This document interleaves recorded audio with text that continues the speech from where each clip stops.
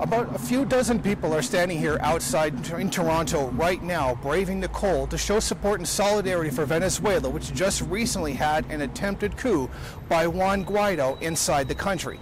They're protesting mainly the decision by the Canadian Prime Minister to recognize the coup leaders rather than the democratically elected leader, Nicholas Maduro.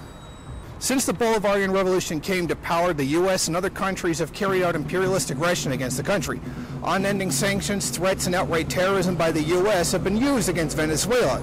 As some may recall, the U.S. was behind an attempted coup against the previous president, Hugo Chavez. For several days, he was held a prisoner on Margarita Island. So Guaido is recognized by 7 countries, and Nicholas Maduro is recognized by nearly 100. The clear aim of imperialism is to overthrow Maduro, as it has been trying to do by credit strangulation, by trade embargo, and perhaps now by military intervention.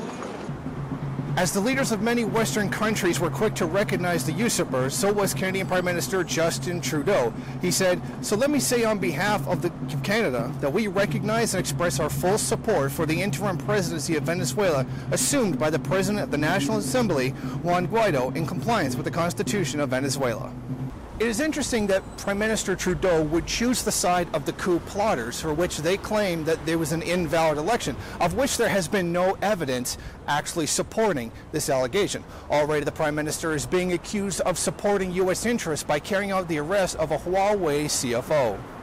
Now the Department of State has appointed Elliot Abrams to lead the efforts in restoring democracy in Venezuela. Who is he?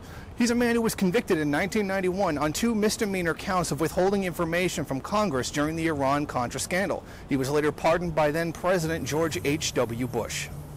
The choice of this man is certainly significant. He was guilty in the 1980s of helping carry out a genocide against then the socialist country of Nicaragua.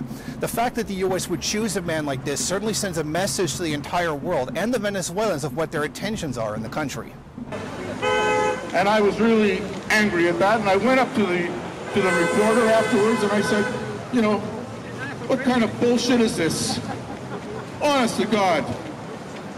Many of us here have been involved in Cuba Solidarity for decades, and we've had hundreds and thousands of people come out in support of the Cuban Revolution, and not once has any member of the mainstream press covered a goddamn word about that. It seems certain that Prime Minister Justin Trudeau will not be recognizing the legitimate leader of Venezuela, Nicholas Maduro, anytime soon. Jason Unruhe, MRN, Toronto.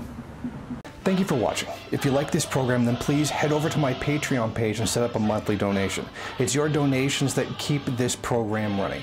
Also, if you would like, please rate, comment, subscribe, and share in various social media.